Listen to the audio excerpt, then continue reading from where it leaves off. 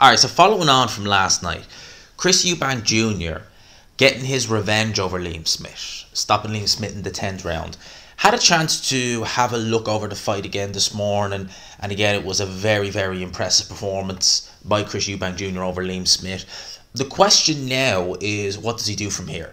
So he's mentioned Golovkin, he's mentioned Conor Benn, and he's mentioned Kell Brook. And to be honest with you, I think now, at this point, following on from last night, the Conor Benn fight, although Conor Benn still has his UCAD issues, and we don't know for definite what's going on with the British Boxing Board and the UCAD situation, they're appealing the verdict that was given that Conor Benn is no longer provisionally suspended.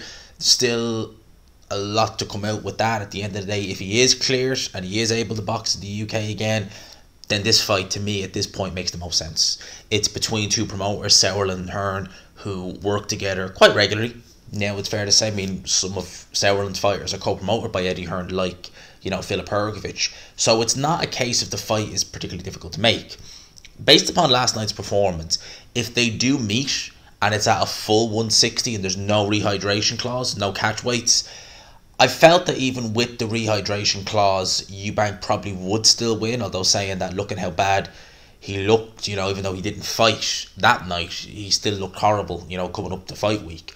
If it's just a normal 160, there's no rehydration clause, he beats Conor Benn, he beats him pretty easy.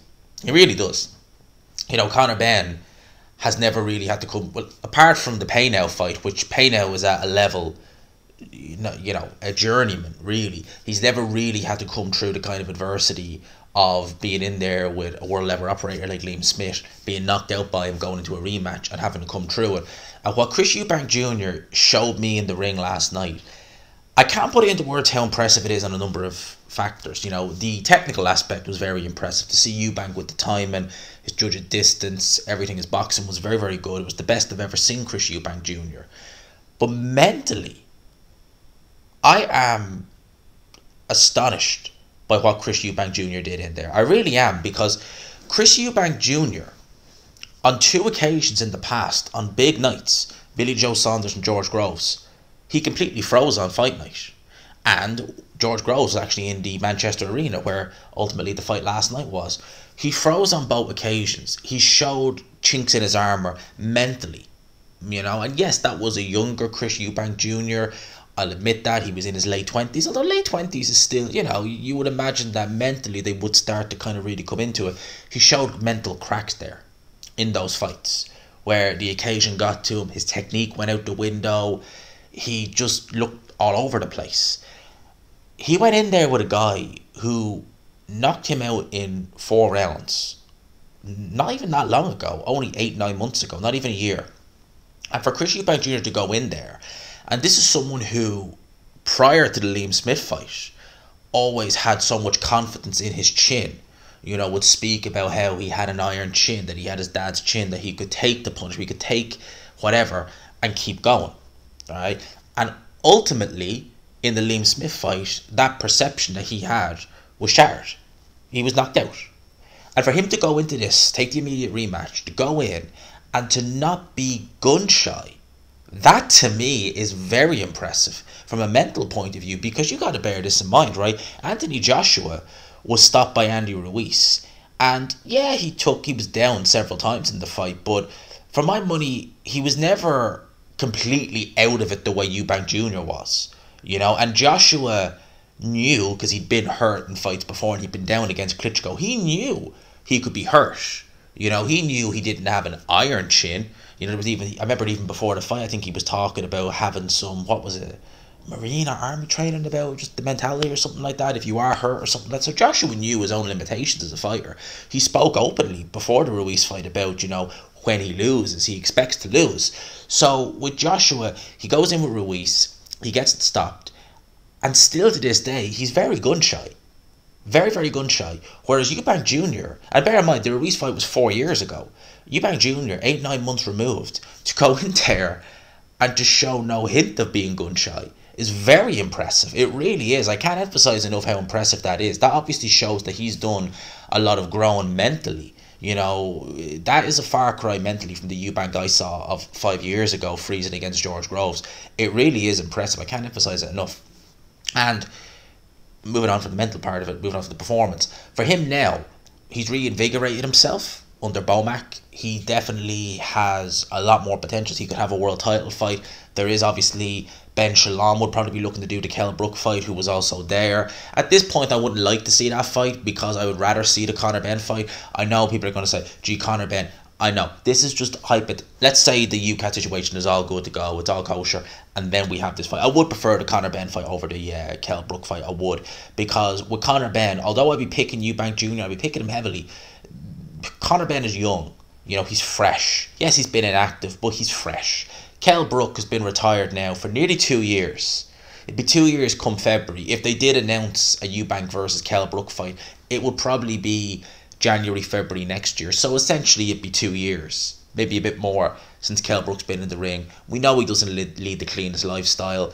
We know that, you know, based upon his last performance, which was against Amir Khan, he looked very good. But Amir Khan retired straight after. He looked terrible. So we don't really know where Kell Brook's at.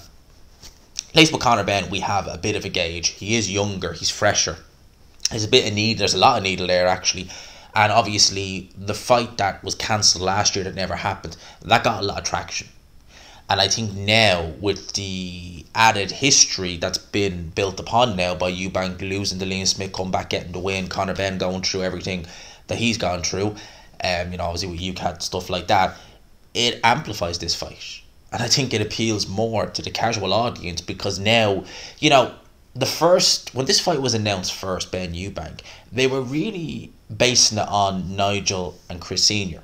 That's really what it was on. It was like, you know, 20 years on, 30 years on, now the sons are going to fight. That was really what it was based on. Now there's a story.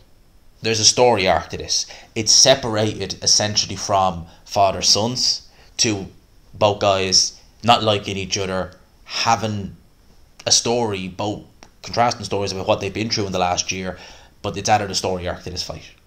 And to me, I know some people are going to be like, gee, really? I'd be interested to watch it. I'd make Chris Eubank Jr. if it's added. And I think given the fact that what happened last year, Team Benn should really do it at the full 160. If in fact they do it, they should do it at the full 160. No, I don't like rehydration clause. I really don't like them. I think they're stupid. I think they're completely unnecessary. I think that all they do is amplify the risk of one fighter, and I think it's just completely unnecessary. I really don't like them. I really don't. They should do it at the full 160 if in fact they do it. The Triple G fight, although Triple G is way past his best and we don't know what he's going to do now because he's vacated his title to middleweight, that's still interesting. That's still an interesting fight. Kell Brook is the only fight I look at and think, I don't really want to see that. Personally, I don't particularly want to see that. In terms of Eubank versus Benn, it's interesting. I'm not going to lie, it's an interesting fight. In terms of just the story, the build-up, everything will be very good. Everything will be fun. So I'll be watching it. I will be watching it. Let's see what happens next at the end of the day. Eubank Jr., I cannot commend him enough. I know people have been saying, and you know, I had to laugh. Tony Bellew was saying that, you know, Liam Smith was this, Liam Smith was that, you know. The end of the day, right, he's saying not taken away. It is taken away a little bit from Eubank Jr. saying that this isn't the right Liam Smith. At the end of the day, you fought David Haye, who was a one-legged man, twice. So you can't really, you know, just Eubank Jr., I think even if that was a fully fit Liam Smith, it wouldn't have made a difference. Eubank Jr. was the better man on the night.